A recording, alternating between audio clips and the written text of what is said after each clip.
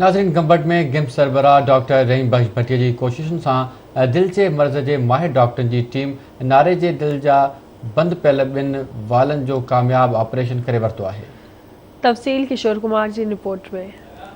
हवाले सां मशहूर मिसाली इदारे गिम्स में गिम्स सरबराह डॉक्टर रहीम बख्श भटिया जी कोशिशुनि सां दिल जे मर्ज़ जे माहिर डॉक्टरनि जी टीम घोटकी जी 18 वरनि जी नारी ज़ैनब माहिर जे दिल जे बंदि पियल ॿिनि वालनि जो हिक ई वक़्तु गिम्स अस्पताल में पहिरियों भेरो कामयाब ऑपरेशन करे नई ज़िंदगी ॾेई छॾी। दिल जो कामयाब ऑपरेशन कंदड़ माहिर डॉक्टर मुदस्सिर डार, डॉक्टर फरहान खान, डॉक्टर असदुल्ला खान, ओटी मैनेजर सैयद शकील शाह ऐं मरीज़ जे भाउ ऐं ॿियनि आवाज़ टीवी सां ॻाल्हाईंदे चयो त अल्लाह का शुक्र है कि ये जैसे कि डबल वेल रिप्लेसमेंट का पहला ऑपरेशन इंटीरियर सिंध के अंदर हुआ है और मैं समझता हूँ कि ये बहुत बड़ी बात है।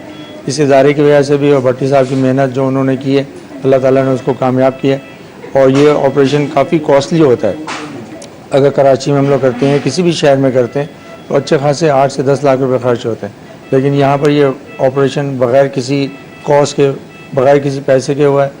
एक बहुत पेचीदा ऑपरेशन है जो कि अल्लाह का शुक्र है, अल्लाह की मदद से और गंबट में भट्टी साहब की काविशों की वजह से ये यहाँ पे हो सका है। और यकीनन गरीब लोगों को जो यहाँ के मकामी हैं या इंटीरियर के ऐसे लोग जिनको ये सहूलियात मैसर नहीं हो पाती हैं, वो गंबट में जो है अल्हम्दुलिल्लाह वो तमाम सहूलियात उनको मिलती हैं। और इस तरह के पेचीदा ऑपरेशन जो कि एक गरीब शख्स नहीं करा सकता प्राइवेट में या बड़े शहरों में, तो वो यहाँ पे जो है फ्री ऑफ कॉस्ट हो पाता है। सिंध जे माण्हुनि लाइ डॉक्टर रहीम बख्श भट्टी साहब जो ही वॾे में वॾो तोहफ़ो आहे त हिते दिलि जे एॾा पेचीदा ऑपरेशन जेके थींदा आहिनि हू हिते मुफ़्त इलाज सहूलियत मैसर कई आहे। इन लाइ असां भट्टी साहब खे मुबारकबाद पेश कयूं था ऐं गंबट वारनि खे बि मुबारकबाद पेश कयूं। कल्ह ऑपरेशन कयोसीं ऐं कामयाबु वियो आहे ऐं ग़रीब फैमिली सां हुया, हिननि खे हिते सहूलियत मिली आहे, सॼो हिननि जो फ्री थियो आहे ऐं अॻिते बि इरादो इहो ई आहे त असां गंबट में इहो कयूं पिया ऐं हर क़िस्म जी सहूलियत मौजूदु आहे हिते ऐं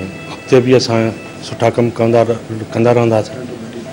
हाणे मुंहिंजी तबीअत सही आहे, पहिरियों मुंहिंजी इलाही तबीअत ख़राब जो हुई, इन डॉक्टर जी भट्टी जी वॾी महिरबानी आहे जंहिंजी मूंखे नई ज़िंदगी ॾिनी अथसि। असां शुक्रगुज़ार आहियूं भट्टी साहब जी टीम जा, भट्टी साहब पाण जा बि।